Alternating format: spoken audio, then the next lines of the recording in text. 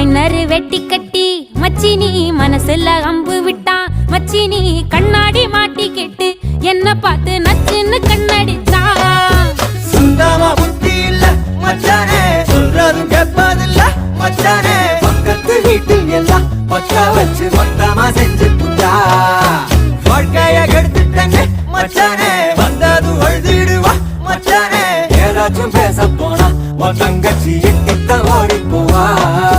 சாவிங்க என்ன பகலிங்க என்ன, உன்னுள்ள வச்சேதான் காப்பானே உன்ன.